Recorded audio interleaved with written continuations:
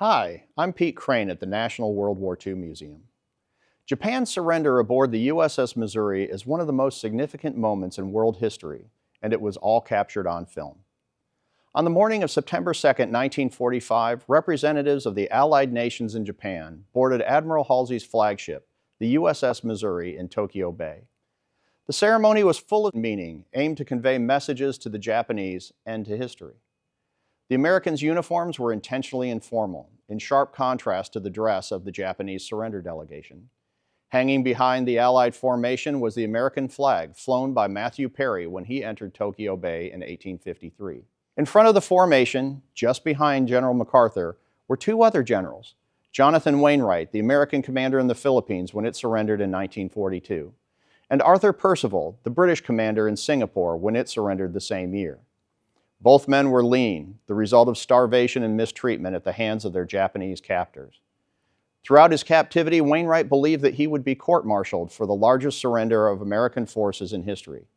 In actuality, he was awarded the Congressional Medal of Honor for their heroic stand in the face of overwhelming odds. Thinking of the historical significance of the occasion, General MacArthur signed the document in fragments using 6 pens. He gave the first pen to Wainwright and the second to Percival. Not only was he honoring the two generals, and through them the thousands of Allied prisoners of war who suffered in captivity, but he was also sending a message to the Japanese. The Japanese considered prisoners of war to be without honor, almost a non-person. And here they had to surrender not only to the overwhelming might of the Allied forces, but to the very people they disdained above all others, prisoners of war. Surrounding the USS Missouri in Tokyo Bay was an awe-inspiring display of American and Allied might. Admiral Halsey ordered every ship in the fleet that he could safely fit in the bay.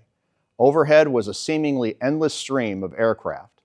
At the tail end of the aerial armada was a mass formation of B-29 bombers.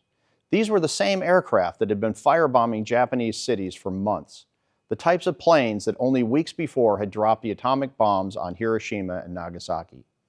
The display of power was no ceremonial parade. It was intended to send a message to any Japanese military forces who had second thoughts about surrendering what would happen if they reneged. After General MacArthur declared that these proceedings are closed, Generals Wainwright and Percival were flown to Manila to be present when General Yamashita surrendered all Japanese forces in the Philippines the very next day.